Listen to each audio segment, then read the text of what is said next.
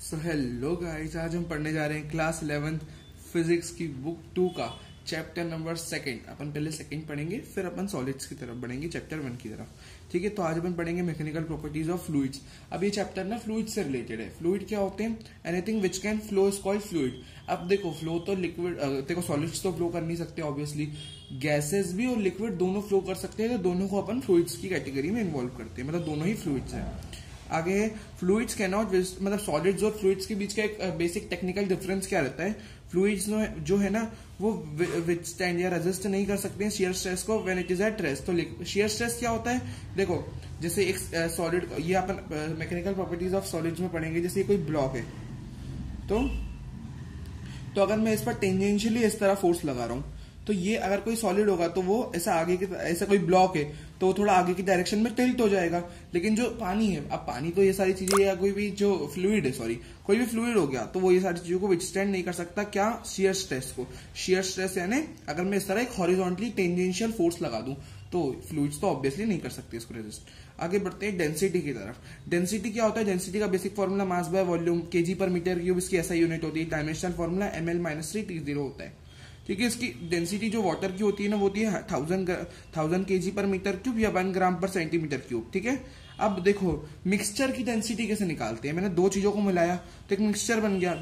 जैसे मान लो फ्लूइड्स को मिलाया तो दो ऐसे चीजों, माना दो लिक्विड्स को मैंने मिला दिया, तो इसकी टोटल डेंसिटी मिक्सचर की लिखी जाएगी mass total upon volume total. ठीक है, तो यहाँ पे अगर मास गिवन है ना, तो अपन ये फॉर्मूला लगा सकते हैं मिक्सचर की डेंसिटी निकालने के लिए, 2ρ1 ρ2 बाय ρ1 प्लस ρ2। पहले वाले की मान लो इसके अंदर जो है उसकी डेंसिटी ρ1 है, इसकी ρ2 है, तो ऐसे आप यूज कर सकते हो। अगर वॉल्यूम गिवन है, मान लो वॉल्यूम गिवन है, तो आप ρ1 प्लस ρ2 अपॉन 2, मिक्सचर है ना, तो दो चीज की डेंसिटी आएगी, तो इस तरह आप निकाल सकते हो। इसलिए दो डेंसिटीज है फॉर्मूले में। ठीक है, तो आगे बढ़ते हैं। आगे है रिलेटिव डेंसिटी, या जिसको स्पेसिफिक ग्रेविटी कहते हैं। देखो, रिलेटिव डेंसिटी या स्पेसिफिक ग्रेविटी का एक ही चीज है। ठीक है, दोनों, उसका फॉर्मूला होता है किसी भी चीज की अगर मुझे रिलेटिव डेंसिटी या उसकी स्पेसिफिक ग्रेविटी निकालनी है ना, तो उसको उस सब्सटेंस की डेंसिटी को अगर मैं डिवाइड कर दूं density of water at 4 degree Celsius, पानी की क्या डेंसिटी होती है 4 डिग्री सेल्सियस, तो उससे डिवाइड कर दूं तो सब्सटेंस की रिलेटिव डेंसिटी मिल जाती है। प्रेशर के बारे में जानते हैं। प्रेशर क्या होता है? General formula force by area, scalar quantity होती है न्यूटन पर मीटर स्क्वायर, इसकी ऐसा यूनिट जिसको अपन पास्कल भी लिखते हैं। ठीक है, अब प्रेशर आप देख सकते हो इनवर्सली प्रोपोर्शनल होता है एरिया के। Pressure is inversely proportional to area. Pressure inversely proportional होता है एरिया के। अब इस चीज से रिलेटेड अपन आगे हाइड्रोलिक लिफ्ट में इसके बारे में और जानेंगे, इसके बारे में इनवर्सली प्रोपोर्शनल जो रिलेशन है इसके बारे में। ठीक है, और पढ़ेंगे। काफी मतलब ये इंटरेस्टिंग रिलेशन है, इससे एक अच्छी एप्लीकेशन भी देखेंगे अपन।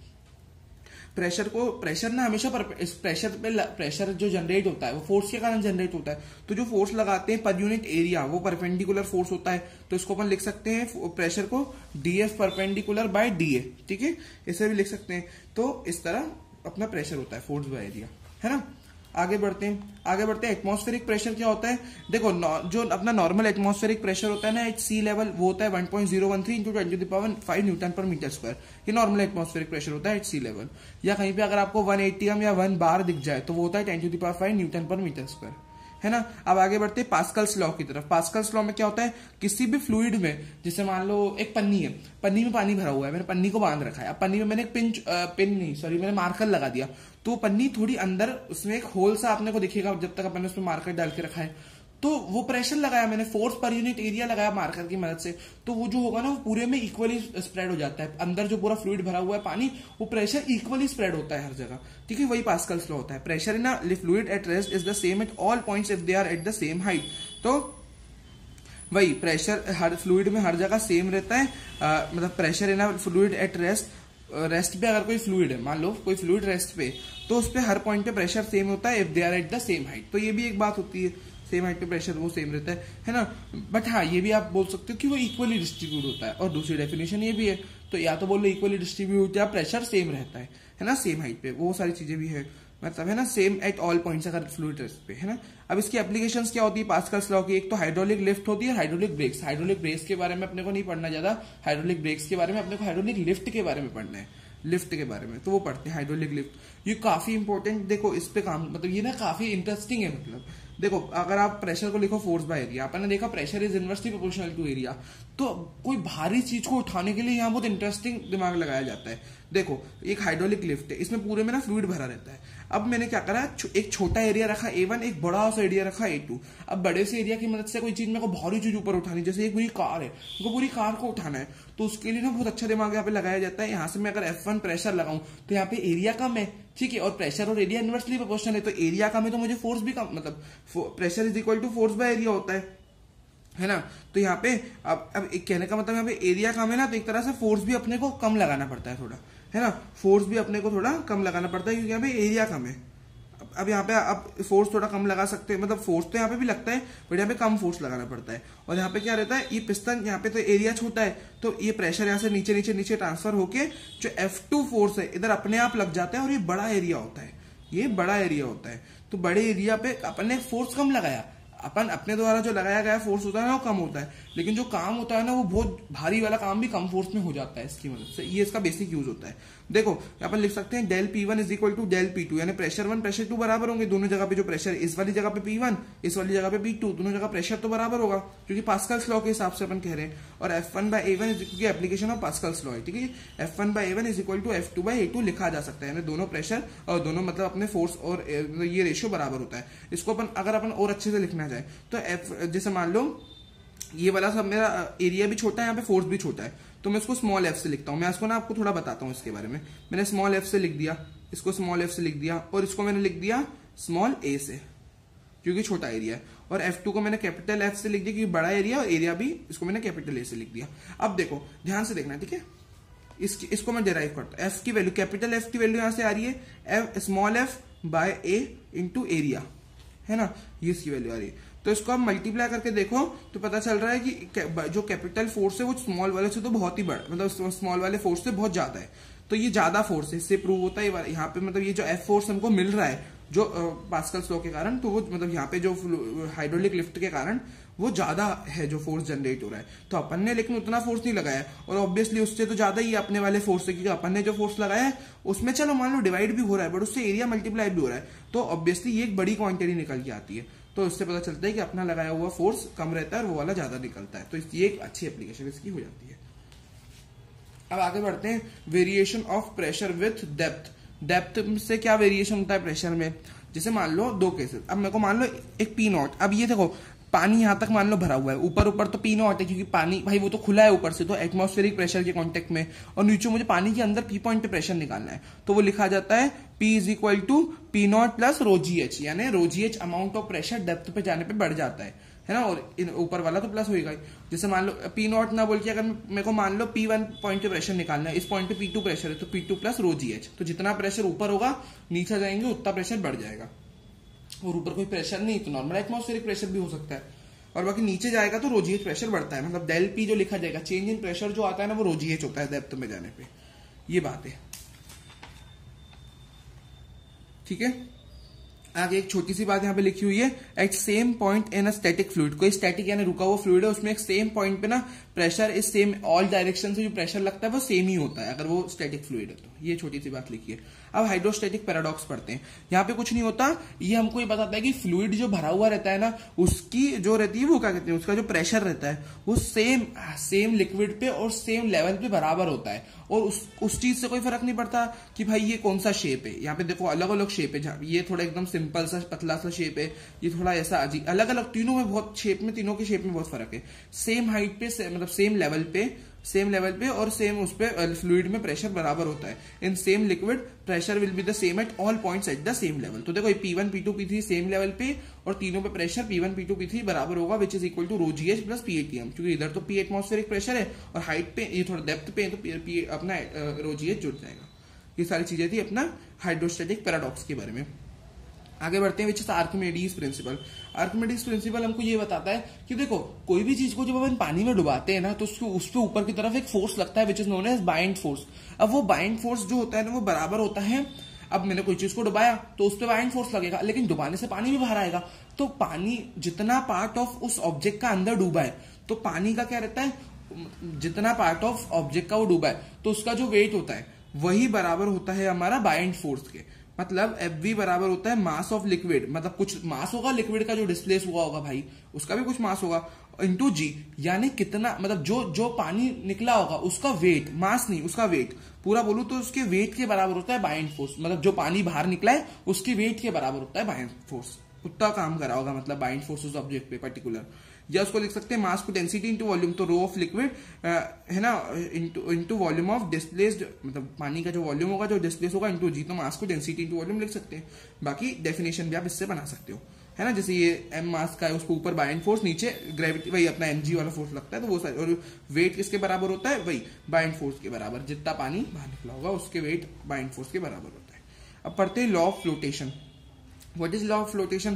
देखो पानी में आप कोई चीज डालो तो क्या क्या चीजें, सिनेरियोस क्या क्या बन सकते हैं, या तो वो वस्तु पूरी अंदर डूब जाए पानी के, है ना, ये रहा पहला केस, विच इज जहां पे बॉडी की डेंसिटी थोड़ी ज्यादा, मतलब बॉडी की डेंसिटी ज्यादा होती है लिक्विड से, अब सिंस उसकी डेंसिटी ऑब्वियसली ज्यादा है तो बॉडी तो सिंक हो ही जाएगी, है ना, तो उसकी डेंसिटी ज्यादा है तो भाई भारी चीज, मतलब डेंसिटी ज्यादा है उसकी, डेंसिटी तो ऑब्वियसली जो डेंसिटी जिसकी ज्यादा होती है वो सिंक करता है, ये हो गया। अगर मान लो बॉडी फ्लोट तो कर रही है लेकिन वो सबमर्ज्ड है, सबमर्ज का मतलब होता है अंदर, पानी के तो अंदर जा चुकी है बट वो नीचे पूरी नहीं बैठ रही है, वो ऊपर ऊपर ही है लेकिन अंदर है पानी के, मतलब ऊपर ऊपर है लेकिन पानी के पूरा अंदर है, समझ रहे हो, तो पानी के अंदर है लेकिन ऊपर ऊपर है, तो इससे अपन क्या दिमाग लगा सकते हैं कि पानी की जो मतलब बॉडी की डेंसिटी और लिक्विड की डेंसिटी बराबर होगी जब भी वो ऊपर ऊपर ही तैर रही है और अंदर भी है पूरा। और मान लो बॉडी फ्लोट भी कर रही है और पार्शियली अंदर गई है, पूरी अंदर नहीं गई है, तो लिक्विड की डेंसिटी जरूर वहां पे बॉडी से ज्यादा होगी, जब भी वो अंदर पूरा जा नहीं पा रहा है तो लिक्विड की डेंसिटी ज्यादा होगी। अब पढ़ते हैं अपेरेंट वेट। अब ये भी काफी अच्छी सी एक इसमें अलग सी चीज अपने को पता चलती है कि अपेरेंट वेट जो होता है ना वो क्या होता है। पानी में भी ना कोई चीज का अपने को अपेरेंट वेट महसूस होता है, जैसे कोई एम मास का ऑब्जेक्ट है उस पर ऊपर के डायरेक्शन में बाइंड फोर्स लगेगा विच इज रो वी जी, जो अपने पढ़ा था अभी आर्किमिडीज प्रिंसिपल में, वो बाइंड फोर्स के बराबर होता है आर्किमिडीज प्रिंसिपल के हिसाब से, नीचे इस पे एमजी लग रहा होगा, तो यहाँ पे डब्ल्यू डैश को अपन क्या लिख सकते हैं, है ना, जो नया वाला जो वेट होगा, जो अपेरेंट वेट होगा, क्योंकि पानी में रियल वेट अपने को यहाँ फील नहीं होगा, अपेरेंट वेट जो बराबर होगा वो बराबर होगा M G minus rho of liquid V into G, उसके बराबर होगा नया वाला वेट, तो मैंने rho of body minus rho of liquid उसको लिख सकते हो इंटू वी इंटू जी, तो ये फॉर्मूला होता है अपेरेंट वेट का, नीचे एमजी लग रहा होगा ऑब्जेक्ट पे विच इज वेट एक्चुअल होता है mg, और अपेरेंट वेट ये वाला होता है ना। इसकी डेरिवेशन अगेन यहाँ पे कोई भी चीजों की डेरिवेशन ज्यादा नहीं, यहाँ पे इक्वेशन ऑफ कंटिन्यूटी और बर्नौलीज थ्योरम जो बहुत इंपॉर्टेंट, जिससे क्वेश्चन तो पक्का आया ना, उनकी डेरिवेशन है सबसे इंपॉर्टेंट है, बाकी चीजों की डेरिवेशन नहीं ड्यू टू रेपिटेशन। ओके जी, बाकी ये था अपना अपेरेंट वेट। आगे बढ़ते हैं, है ना, which is types of flow. इससे थ्योरी क्वेश्चन आ सकता है कि भाई टाइप्स ऑफ फ्लो को डिस्क्राइब करने के लिए बताइए, हमसे पूछ सकते हैं। एक तो होता है स्टेडी फ्लो। स्टेडी फ्लो में क्या होता है ना कि जिसमें मान लो मैं पानी बह रहा है और पानी का बहते हुए मैंने एक सेक्शन यहाँ पे उसको स्टडी कर रहा हूं मैं, यहाँ पे एक मैंने पी पॉइंट लेट कर लिया, ज्यूम कर लिया, तो उस पी पॉइंट से पानी बहेगा। अब अगर उस पी पॉइंट से जाते समय पानी की हर एक मॉलिक्यूल की वेलोसिटी सेम रही, जैसे v एट p पॉइंट हर एक पार्टिकल के लिए कांस्टेंट रही, तो p पॉइंट से हर एक पार्टिकल पास होगा, सब अगर जब p पॉइंट के दौरान उन सबकी वेलोसिटी सेम रही p पॉइंट से पास करते दौरान, तो वो एक स्टेडी फ्लो होता है। अनस्टेडी फ्लो क्या होता है, वही एक p पॉइंट से जाते जाते या कोई पर्टिकुलर पॉइंट से जाते जाते उनकी वेलोसिटी डिफरेंट हो डिफरेंट टाइम्स पे, तो वो होता है अपना अनस्टेडी फ्लो, है ना, दोनों अपोजिट होते हैं। अब आगे बढ़ते हैं, विच इज स्ट्रीमलाइंड या लेमिनार फ्लो। एक ही बात है, क्या होता है ये, एक आइडियल फ्लो होता है ना, आइडियलाइज्ड कंडीशन है, रियल लाइफ में नहीं होती। आइडियल फ्लो होता है जिसमें फ्लूइड एकदम परफेक्टली फ्लो करे, एकदम स्मूथ पैरेलल लेयर्स पे विदाउट मिक्सिंग, तो मतलब एकदम पैरेलल स्मूथ लेयर्स में फ्लूइड बहता है यहाँ पे, which is an ideal condition. अब एक टर्बुलेंट फ्लो होता है जो मोस्टली रियल लाइफ में पाया जाता है, which is irregular lateral random and chaotic movements of fluid particles. देखो जैसे अपन नहीं देखते झरना वगैरह बह रहा होता है या पानी अपना जो नॉर्मली फ्लो होता है अपन नलके वगैरह में से जो अपने से, तो वो कैसा रहता है, इरेगुलर होता है, चैटिक होता है, मतलब ऐसे उसका कुछ फिक्स नहीं रहता पानी का मूवमेंट का, तो वो क्या रहता है, टर्बुलेंट फ्लो रहता है। अब बढ़ते हैं चैप्टर के दो ब्रह्मास्त्र की तरफ, मतलब एकदम इंपॉर्टेंट टॉपिक्स जिनसे क्वेश्चन आना पक्का है। सबसे पहले इक्वेशन ऑफ कंटिन्यूटी, इनकी डेरिवेशन मैं आपको जल्दी से बता देता हूँ, ठीक है, सो डेट आपके पेपर में आप कर पाए। A1 जैसे मान लो कोई एक पाइप है जिससे पानी फ्लो हो रहा है, इक्वेशन ऑफ कंटिन्यूटी पढ़ रहे हैं, ठीक है जी, तो M यहाँ पे A1 एरिया, यहाँ पे A2 एरिया है, और यहाँ से जो पानी एंटर कर रहा है उसकी V1 वेलोसिटी और एग्जिट की V2 वेलोसिटी, अंदर पूरा पानी फ्लो हो रहा है। अब देखो यहाँ पे आप दिमाग लगाओ, मास जितना, यहाँ पे क्या रहती है कंडीशन, इक्वेशन ऑफ कंटिन्यूटी की कंडीशन रहती है कि मास जितना एंटर होता है ना उतना ही लीव होता है। अब ये तो आप नॉर्मल याद भी रख सकती हो, भाई मास कहाँ जाएगा, मास जितना है उतना ही निकलेगा बाहर, तो आप नॉर्मल इसको दिमाग लगा सकती हो, ठीक है। तो mass of liquid in is equal to mass of liquid out. तो मास क्या होता है, डेंसिटी इनटू वॉल्यूम। अब देखो अपन यहाँ पे डेंसिटी लिखेंगे, सिंस यहाँ पे ना अपन एक इनकम्प्रेसिबल फ्लूइड की बात करते हैं तो डेंसिटी को अपन काट सकते हैं, मतलब दोनों जगह डेंसिटी तो सेम ही रहेगी, क्योंकि फ्लूइड तो एक ही पास हो रहा है तो डेंसिटी उसकी बदल नहीं सकती, since we have taken incompressible fluid, तो डेंसिटी दोनों जगह से कट जाएगी। और जो मास होता है डेंसिटी इंटू वॉल्यूम, क्योंकि देखो ना मैं क्यों कर रहा हूँ, डेंसिटी होता है मास बाय वॉल्यूम, मास होता है डेंसिटी इंटू वॉल्यूम, मास होता है डेंसिटी इंटू वॉल्यूम। तो मैंने वॉल्यूम एंटरिंग पर सेकंड लिखूंगा और यहाँ पे वॉल्यूम लीविंग पर सेकंड लिखूंगा, डेंसिटी कट गई। अब आप ध्यान से देखोगे तो वॉल्यूम, यहाँ पे वॉल्यूम नहीं है, वॉल्यूम एंटरिंग पर सेकंड या वॉल्यूम लीविंग पर सेकंड है, मतलब पर सेकंड की बात कर रहे हैं, पर टाइम भी है तो वॉल्यूम बाय टाइम की बात कर रहे हैं, जिसका डायमेंशनल फॉर्मूला L3T-1 हो जाएगा, और एरिया इंटू वेलोसिटी का डायमेंशन भी L3T-1 ही होता है। तो अपन वॉल्यूम एंटरिंग पर सेकंड को लिख सकते हैं। अब वॉल्यूम की जगह मैं एरिया इंटू वेलोसिटी लिख सकता हूँ, since both have same dimensions, तो मैं इसको लिख सकता हूँ A1V1 इज इक्वल टू, क्योंकि एंटरिंग के लिए मैं 1 वाली टर्म यूज कर लेता हूँ A1V1, एग्जिट के लिए A2V2। तो यही होती है इक्वेशन ऑफ कंटिन्यूटी। और एक काफी इंपॉर्टेंट चीज बता दी कि एरिया और वेलोसिटी एकदम एक दूसरे के इनवर्सली प्रोपोर्शनल होते हैं, क्योंकि मैं A1 को नीचे ले गया तो मतलब 1 वाला एरिया, देखो 1 वाला एरिया 1 वाली वेलोसिटी के इनवर्सली प्रोपोर्शनल है, और 2 वाला एरिया 2 वाली वेलोसिटी के इनवर्सली प्रोपोर्शनल होगा। आप इसको ट्रांसपोज करके देखेंगे तो ठीक है। अब इसी के एप्लीकेशन में आपकी अंडरस्टैंडिंग के लिए बताऊं तो जैसे पाइप वगैरह में अपन पानी देते हैं, तो पानी देते अगर अपन उसको अगर जैसे नहीं करते, इसको दबा देते हैं पाइप को अपन थोड़ा दबा देते हैं तो पानी थोड़ा तेज बाहर आने लगता है। क्यों? क्योंकि अपनी फिंगर लगाने से उसका एरिया कम हो गया, और एरिया और वेलोसिटी इनवर्सली प्रोपोर्शनल होते हैं, तो एरिया कम हो गया तो वेलोसिटी पानी की बाहर निकलने की बढ़ जाती है। दैट्स व्हाई ये इससे आप इजीली समझ पाओ, मैंने आपको एग्जांपल भी दे दिया, ठीक है। आगे बढ़ते हैं, विच इज बर्नौलीज थ्योरम। अब इसकी डेरिवेशन थोड़ी बड़ी है बट अपन यहाँ पे देख लेते हैं। अब देखो बर्नौलीज थ्योरम में क्या रहता है, जैसे मान लो हाइट 1, पाइप को ना पोटेंशियल पे लेते हैं अपन, हाइट दोनों की अलग अलग रहती है, H1 इधर और इधर H2, ठीक है। अब देखो यहाँ पे अपन WET से प्रूव करेंगे, वर्क एनर्जी थ्योरम से अपन इधर बर्नौलीज थ्योरम को निकालेंगे। देखो work done by all the forces is equal to change in जो एनर्जीज होता है। अब जब एनर्जी से अपन काइनेटिक और पोटेंशियल दोनों ले सकते हैं, तो वर्क डन ऑन लिक्विड पर सेकंड बाय प्रेशर एनर्जी, तो वर्क डन बराबर होता है चेंज इन एनर्जीज, है ना, बाय WET। तो वर्क डन किसके द्वारा करेंगे अपन यहाँ पे, जो अपनी कंडीशन रहेगी वो रहेगी प्रेशर एनर्जी के द्वारा। प्रेशर एनर्जी क्या होता है, प्रेशर एनर्जी के मतलब प्रेशर के द्वारा जो मतलब प्रेशर एनर्जी क्या है यहाँ पे वो अपने को देखना है, which is work done on liquid पर सेकंड बाय प्रेशर एनर्जी। तो प्रेशर एनर्जी, क्योंकि लिक्विड है, लिक्विड की कुछ ना कुछ प्रेशर एनर्जी होती है, मतलब वो प्रेशर लगा रहता है तो प्रेशर एनर्जी रहती है। तो वर्क डन ऑन लिक्विड पर सेकंड बाय प्रेशर एनर्जी, तो वो लिखा जाएगा P1V माइनस P2V। यहाँ पे मैंने चेंज ले लिया दोनों एंड के लिए। इधर से मान लो लिक्विड की जो यहाँ पे जो प्रेशर है लिक्विड का वो P1 है, और यहाँ पे जो प्रेशर है लिक्विड का मान लो P2 है प्रेशर एनर्जी। तो उसको अपन कैसे लिख सकते हैं, देखो फोर्स होता है, देखो यहाँ पे अपन वर्क डन लिख रहे हैं, तो आप पूछोगे PV क्यों लिख दिया आपने वर्क डन की जगह। तो देखो मैं आपको बता देता हूँ, वर्क डन होता है force into displacement, general formula. Force को मैं लिख सकता हूँ mass into acceleration into displacement, है ना, सॉरी मास इंटू एक्सेलरेशन ही, प्रेशर इंटू एरिया, है ना। एक सेकेंड, देखो प्रेशर होता है फोर्स बाय एरिया, है ना, फोर्स होता है प्रेशर इंटू एरिया, और डिस्प्लेसमेंट को मैं x भी लिख सकता हूँ। तो वर्क डन का फॉर्मूला आता है PAX, यानी ये work done by pressure energy होता है, क्योंकि यहाँ पे प्रेशर भी है तो प्रेशर एनर्जी के द्वारा किया गया वर्क डन होता है। और इसको मैं एरिया इंटू लेंथ क्या होता है, वॉल्यूम होता है, तो PV लिखा जाता है। और फॉर एंट्रिंग तो मैंने P1V ले लिया और एग्जिट के लिए P2V ले लिया, और मुझे चेंज लेना है इनका तो मैंने माइनस कर दिया। और काइनेटिक एनर्जी के लिए change half mv2 minus half mv1, और पोटेंशियल का चेंज mgh2 माइनस mgh1।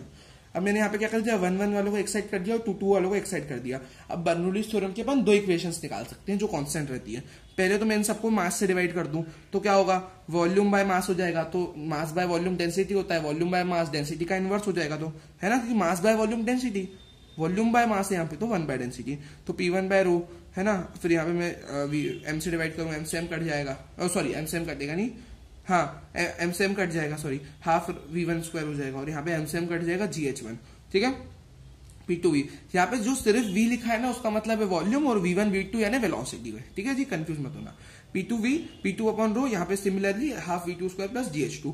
तो ये पूरी चीज है बर्नौलीज थ्योरम की पहली इक्वेशन। तो इसको जनरल लिखना चाहूं तो लिख सकता हूं P by rho plus V square by 2 plus rho GH plus GH is equal to constant. General form. या अगर मैं इसको वॉल्यूम से डिवाइड कर देता तो एक इक्वेशन आती विच इज यहाँ पे v से v कट जाता और मास बाय वॉल्यूम डेंसिटी हो जाता, और यहाँ पे मास बाय वॉल्यूम डेंसिटी हो जाता सिमिलरली इस साइड। तो यहाँ पे हो जाता P1 plus rho G H1 plus half rho V1 square is equal to P2 plus rho G H2 plus half rho V2 square. इसका जनरल फॉर्म हो जाता P plus rho G H plus half rho V square is equal to constant.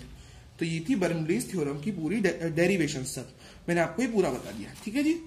तो ये सारी अपनी बातें थी। अब बढ़ते हैं बर्नौलीज थ्योरम की एप्लीकेशन। एक एप्लीकेशन यहाँ पे अपन देखेंगे, ठीक है।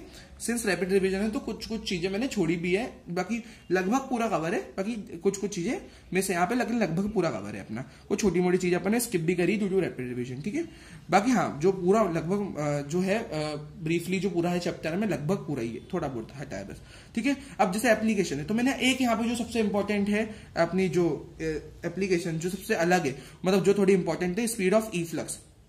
ये काफी एक अलग मतलब एप्लीकेशन है विच इज टॉरिसिलिस लॉ। इसको टॉरिसिलिस लॉ से जाना जाता है। तो ये इसकी एक वन ऑफ द एप्लीकेशन है विच इज यहाँ पे क्या रहता है, बर्नौलीज थ्योरम से ही इसको अपन मतलब बर्नौलीज थ्योरम की एप्लीकेशन इसको कहा जाता है। h हाइट पे मान लो ये फ्लूइड भरा हुआ है, यहाँ पे एक होल हो जाए तो ये पानी जो निकलता है ना वो अंडर 2gh वेलोसिटी से ही बाहर निकलता है, ठीक है। तो जैसे अपन मैकेनिक्स में पढ़ते हैं ना, बॉल वॉल अपन जो गिरा देते थे ऊपर से तो अंडर 2gh वेलोसिटी से नीचे आती थी, तो वो सारी ये अपन ने मैकेनिक्स में भी मतलब इन शॉर्ट ऐसी कोई इक्वेशन पढ़ी है अपन ने, तो वैसा ही यहाँ पे देखने को मिलता है हमको अंडर 2gh वेलोसिटी। तो ये एक एप्लीकेशन होती है बर्नौलीज थ्योरम की, इसको कहा जाता है स्पीड ऑफ ई फ्लक्स या टॉरिसिलिस लॉ, ठीक है। अब विस्कोसिटी पढ़ते हैं। अब देखो, अब आगे अपना नेक्स्ट टॉपिक है। अब देखो अपन ने क्या क्या पढ़ लिया, अब आखिरी में अपना बचा विस्कोसिटी बचा और सरफेस टेंशन बचा। अब विस्कोसिटी की तरफ बढ़ते हैं, जिसकी ऐसा यूनिट होती है पॉइजली विच इज PL, ठीक है। विस्कोसिटी कुछ नहीं होता, जिसे अपन वहां नहीं पढ़ते थे वो वहां पे फ्रिक्शन पढ़ते थे, तो जिसे अपन ने पढ़ा था लॉज ऑफ मोशन में फ्रिक्शन के बारे में, तो यहाँ पे विस्कोसिटी भी फ्रिक्शन ही होता है बिटवीन फ्लूइड लेयर्स। अब फ्लूइड लेयर्स के बीच में जैसे कोई चीज जल्दी फ्लो हो जाती है, जैसे अगर मैं पानी को गिराऊं पानी जल्दी नीचे गिर जाएगा, हनी को गिराऊं तो हनी थोड़ा धीरे धीरे फ्लो होगा, क्यों, क्योंकि हनी के लेयर्स के बीच में फ्रिक्शन ज्यादा होता है, सो इट फॉल्स स्लोली। तो ये रहती है बात यहाँ पे, ठीक है। यहाँ पे ईटा क्या रहता है, कोफिशिएंट ऑफ विस्कोसिटी होता है ईटा। इसके डायमेंशनल फॉर्मूला बहुत पूछा जाता है विच इज ml-1 t-1। तो ये जैसे कोफिशिएंट हम यू नहीं पढ़ते थे अपन, फ्रिक्शन कोफिशिएंट, यहाँ पे जो फ्रिक्शन कोफिशिएंट ऑफ विस्कोसिटी होता है वो ईटा होता है, इसको ईटा लिखते हैं which is coefficient of viscosity, जिसका एक formula shearing stress upon strain rate होता है और उसका फॉर्मूला FL/VA, इसको अपन लिखते हैं FL/VA, ये इसका फॉर्मूला होता है, ठीक है। ये हो गया पॉइजलीज फॉर्मूला एंड स्टोक्स लॉ। आगे बढ़ते हैं, पॉइजलीज फॉर्मूला एंड स्टोक्स लॉ क्या कहता है। देखो यहाँ पे पॉइजलीज लॉ के लिए अपन पहले पॉइजलीज लॉ देखते हैं फिर स्टोक्स लॉ। पॉइजलीज लॉ क्या कहता है, जैसे मान लो एक पाइप है जिसमें से पानी फ्लो कर रहा है ना, इसका रेडियस R है, इसकी पूरी की लेंथ L है, यहाँ पे, ठीक है, ये यहाँ पे अपने पानी फ्लो कर रहा है, तो यहाँ पे इधर से वॉल्यूम कितना वॉल्यूम पर सेकेंड फ्लो करेगा वो उसके लिए अपना पॉइजलीज फॉर्मूला होता है which is π/8 pressure into R⁴/ηL। तो ये वॉल्यूम है, क्या है, रेट ऑफ वॉल्यूम, कि कितना रेट ऑफ वॉल्यूम फ्लो करेगा, तो ये अपना पॉइजलीज फॉर्मूला होता है, ठीक है। मतलब रेट ऑफ वॉल्यूम को बताता है कि कहीं कितना वॉल्यूम पर सेकंड यहाँ से फ्लो होगा, ठीक है। स्टोक्स लॉ होता है 6π∗RV। इसका मतलब होता है कोई, जैसे मैंने फ्लूइड में कोई स्फेरिकल बॉडी को डाल दिया, अब स्फेरिकल बॉडी पे विस्कस ड्रैग काम करेगा, विस्कस फोर्स काम करेगा एक तरह से, क्योंकि वो पानी के बीच में भी फ्रिक्शन होता है, मतलब वो सॉरी पानी कह रहा हूँ, फ्लूइड्स के बीच में फ्लूइड फ्रिक्शन भी होता है, मतलब वहां पे जो विस्कस फोर्सेस काम करेंगे, ठीक है। तो वो स्फेरिकल बॉडी पे काम करेंगे क्योंकि वो उस फ्लूइड के अंदर है, तो v वेलोसिटी से आगे जा रही है अगर अपनी स्फेरिकल बॉडी, तो उस पर जो विस्कस ड्रैग काम करता है वो 6π∗RV से लिखा जाता है, ठीक है।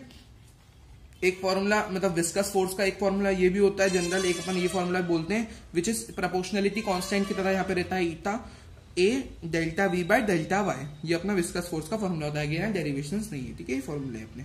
ओके जी, आगे बढ़ते हैं। अब आगे बढ़ते हैं टर्मिनल वेलोसिटी की तरफ। टर्मिनल वेलोसिटी वो मैक्सिमम वेलोसिटी होती है ना जो किसी बॉडी के द्वारा अक्वायर की जाती है जब वो मतलब फॉलिंग फ्रीली ना विस्कस मीडियम, जो जब वो विस्कस मीडियम में, किसी विस्कस मीडियम में फॉल हो रही होगी या किसी भी विस्कस मीडियम में उसका मूवमेंट हो रहा होगा, तो कितनी मैक्सिमम वेलोसिटी उसके पास अक्वायर होगी वो उसको टर्मिनल वेलोसिटी कहते हैं, जिसको लिखा जाता है 2r²g rho of body minus rho of liquid upon 9 times of eta. यहाँ पे रो ऑफ बॉडी को सिर्फ रो भी लिखा जाता है और रो ऑफ लिक्विड को आप सिग्मा भी लिखा हुआ देखेंगे कहीं जगह, ठीक है।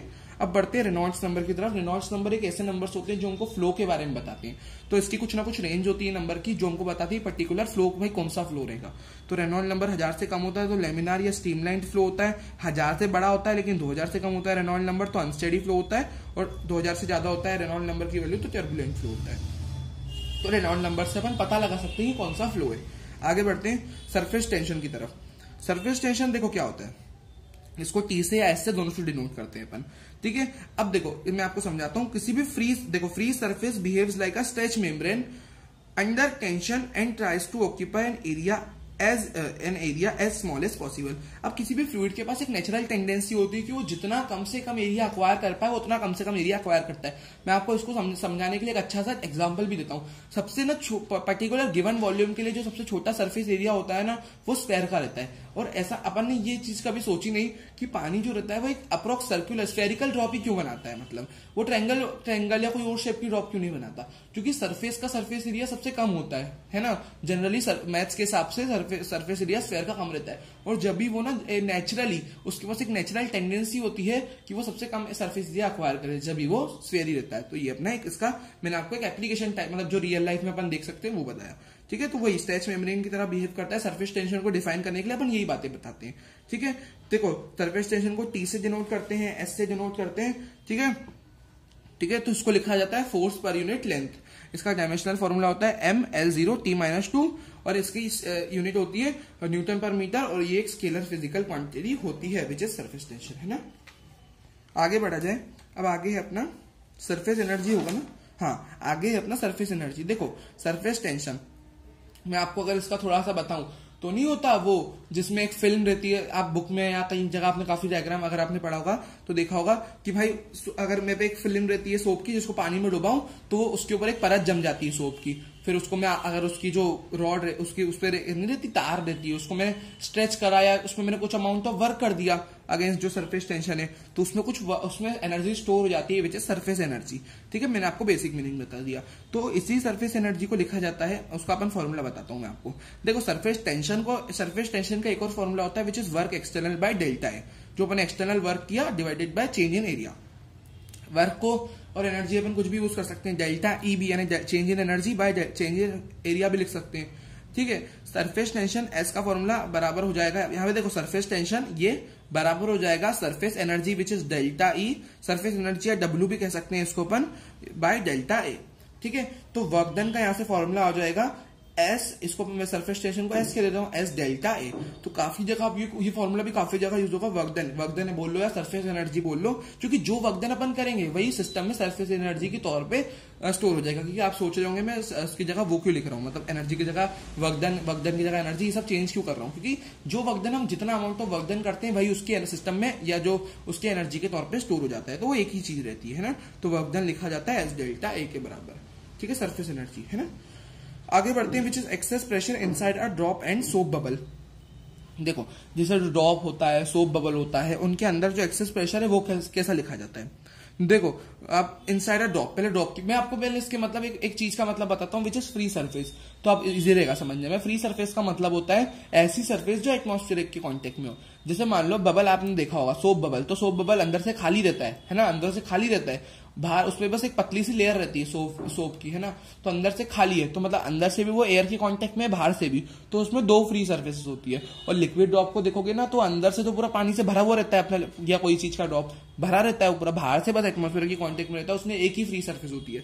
जब भी ड्रॉप के लिए, क्योंकि उसमें एक ही फ्री सरफेस होती है, जैसे मान लो P1 प्रेशर बाहर है ड्रॉप की, P2 उसके अंदर है, उसका रेडियस कुछ हो गया, तो जो चेंज इन प्रेशर लिखा जाएगा P2 माइनस P1 वो 2T/R या 2S/R लिखा जाता है। क्यों? क्योंकि यहाँ पे एक ही फ्री सरफेस होती है। और सोप बबल में जैसे बाहर P1 डैश प्रेशर है, अंदर P2 डैश है, और रेडियस इसकी R डैश मान लो, तो P2 dash minus P1 dash, यहाँ पे चेंज लिखा जाएगा 4T/R या 4S/R, क्योंकि यहाँ पे दो फ्री सरफेसेस होती है ना, तो डबल हो जाता है। अब मैं थोड़ा सा आपको बता देता हूँ किसके बारे में, कोहेसिव एंड एडहेसिव फोर्सेस के बारे में। देखो कोहेसिव एंड एडहेसिव फोर्सेस क्या होते हैं मैं आपको समझाता हूँ। देखो कोहेसिव फोर्सेस वो फोर्सेस होते हैं जो खुद ही मतलब एक खुद ही सब्सटेंस के मॉलिक्यूल्स के बीच में लग रहे होते हैं। जैसे मान लो मरकरी है, मरकरी के अंदर ना कोहेसिव नेचर बहुत ज्यादा होता है, मतलब खुद के अंदर बने रहने की क्षमता ज्यादा रहती है, किसी और से चिपकने की क्षमता उसकी मर्क्यूरी के पास ज्यादा नहीं रहती, वाटर के पास ज्यादा रहती है। आप जैसे जमीन पे देखोगे तो पानी गिर जाता है, तो पानी पूरा फैल जाता है। क्यों पानी पूरा फैल जाता है? उसके पीछे फिजिक्स है, क्योंकि वो क्या करता है, उसकी जो वो रहती है कोहेसिव नेचर पानी का बहुत ज्यादा, सॉरी अधेसिव नेचर पानी का बहुत ज्यादा होता है। अधेसिव यानी दूसरों के पास जाने का नेचर, दूसरों से चिपकने का नेचर, तो दूसरी जो सरफेस रहती है पानी उस पर पूरा फैल जाता है। और मर्क्यूरी को अगर आप सरफेस पे गिराओगे ना तो वो एक तरह से ग्लोब्यूल फॉर्म कर लेता है ना। जैसे आप पानी को गिराओ, तो जैसे आप पानी को गिराओगे तो पानी तो ऐसा पूरा फैल जाएगा, तो उसका अधेसिव नेचर ज्यादा होता है इसलिए। लेकिन आप मर्क्यूरी को गिराओगे ना तो वो ऐसा ग्लोब्यूल फॉर्म कर लेगी। तो मतलब समझ रहे हो, मतलब मर्क्यूरी में खुद में रहने की क्षमता ज्यादा है, तो ये रहता है कोहेसिव एंड अधेसिव फोर्सेस। ठीक है, विद एग्जांपल मैंने आपको बता दिया। अब बढ़ते हैं एंगल ऑफ कांटेक्ट की तरफ। एंगल ऑफ कांटेक्ट अपन आखिरी में ये चैप्टर के, चलो आगे बढ़ते हैं। जैसे मान लो कोई पानी भरा हुआ बीकर है, अब इस पॉइंट पे मैं इसको स्टडी करूं तो ये मान लो एडहेसिव फोर्सेस जब डोमिनेट करते हैं ना, क्योंकि यहाँ पे मान लो इसके अंदर पानी भरा हुआ है, मान लो तो पानी यानी पानी है मतलब एडहेसिव फोर्सेस डोमिनेट करेंगे, पानी में एडहेसिव फोर्सेस ज्यादा रहते हैं। तो उसका जो मिनिस्कस होता है, मिनिस्कस इज नथिंग बट ये जो शेप बना है यहाँ पे, तो आप शेप देखोगे ना कुछ इस तरह बन जाता है, इस तरह शेप बन जाता है। और टेंजेंट प्लॉट करोगे ना इस पॉइंट को अपन स्टडी कर रहे हैं, टेंजेंट प्लॉट करोगे थीटा एंगल बनेगा यहाँ पे। तो थीटा एंगल यहाँ पे अगर यहाँ पे जो मेनिस्कस है, ये मेनिस्कस का मतलब जो यहाँ पे डिप देखने को मिल रही है ऐसी इस तरह से, तो वो यहाँ पे अगर आप देखोगे वो कॉन्केव डिप है। कॉन्केव है ना, इसका 90 डिग्री से कम एंगल होगा ये थीटा। वहीं आप जैसे मान लो कोहेसिव फोर्सेस डोमिनेट करते हैं मान लो, तो इस पॉइंट को स्टडी करोगे तो ऐसा उठा हुआ दिखेगा, थीटा एंगल 90 से बड़ा होगा टेंजेंट बनाओगे। तो जब यहाँ पे कोहेसिव फोर्सेस डोमिनेट करते हैं तो मेनिस्कस अप हो जाती है अपनी, मेनिस्कस अप या मेनिस्कस बोल लो या अप जो देखने को मिला है अपने को वो मेनिस्कस होता है। तो कॉन्वेक्स होती है, 90 से एंगल ज्यादा होता है वहां पे। ये होता है अपना एंगल ऑफ कांटेक्ट का कंसेप्ट। अब बढ़ते वेटेबिलिटी की तरफ। जैसे कोई चीज को मैंने जमीन पे गिरा दिया, कोई फ्लूइड को, तो देखो उसने अगर इस तरह फैल गया वो, और वो ऐसे 90 से छोटा एंगल बना रहा है, तो बोला जाता है गुड वेटिंग, मतलब उसने गीला अच्छा वो सरफेस को वेट कर दिया है। वैसे ही अगर आप देखोगे परफेक्ट वेटिंग क्या रहती है, जब थीटा पूरा जीरो हो जाए, पूरा फैल गया वो, कुछ एंगल ही नहीं है, तो परफेक्ट वेटिंग होती है वो। एक होती है बैड वेटिंग, जब मान लो इतना ऐसा एक ग्लोब्यूल सा बन गया और एंगल ऑप्टिव से 90 से बड़ा है, तो बैड वेटिंग होती है। और बहुत बड़ा सा ग्लोब्यूल बन जाए, कुछ एंगल से पूरा 180 बन जाए, तो परफेक्टली नॉन वेटिंग, यानी बिल्कुल कुछ भी गीला वहां पे नहीं होगा। ठीक है, लास्ट टॉपिक चैप्टर का है विच इज कैपिलैरिटी। देखो कैपिलैरिटी का मैं अगर आपको बेसिक मीनिंग बताऊं तो कैपिलैरिटी होता है फ्लूइड का ऊपर चढ़ना। कब, जैसे मान लो पानी है, पानी में अधेसिव नेचर ज्यादा होता है, तो पानी ऊपर चढ़ जाएगा। जैसे मान लो इसमें पूरे में पानी भरा हुआ है, मैंने बहुत पतली सी इसमें वो डाल दी, वो नहीं होती अपनी स्ट्रॉ टाइप कुछ डाल दी मैंने, बहुत पतली सी, यहाँ पे कैपिलरी ट्यूब कहा जाता है उसको। तो उसमें अगर मैं पानी में डाल दूं ना तो वो पानी ऊपर चढ़ता है। क्यों? ऑब्वियसली क्योंकि पानी में अधेसिव फोर्सेस ज्यादा है, तो पानी उस ट्यूब से चिपकने का ट्राई करेगा, और पानी इस तरह चढ़ जाएगा और इस तरह मेनिस्कस बना देगा, तो पानी ऊपर चढ़ जाएगा। और वो कितना ऊपर चढ़ा है, h हाइट ऊपर चढ़ा है। और कैपिलैरिटी इसी फेनोमेना को कहा जाता है कि पानी जो, जैसे ये पानी ऊपर चढ़ रहा है, तो इसी फेनोमेना को कैपिलैरिटी कहा जाता है। और वो पानी कितना ऊपर चढ़ा है उस हाइट को लिखने का तरीका होता है, उस हाइट को अपन लिख सकते हैं 2t cos theta by rho G R. ठीक है, तो आर यानी कैपिलैरिटी ट्यूब की रेडियस, तो 2t cos theta by rho G R ये लिखा जाता है। क्या लिखा जाता है, कितनी हाइट तक, ये हाइट को अगर निकालना है तो वो कितनी हाइट तक पहुंचा है, तो अपन निकाल सकते हैं इस फॉर्मूले की मदद से। ठीक है, तो इसी के साथ अपना ये चैप्टर कंप्लीट हो जाता है, which is mechanical properties of fluids. तो कंप्लीट हो गया चैप्टर। ठीक है, तो thank you for watching this video. Please do like, share and subscribe the channel. Bye bye.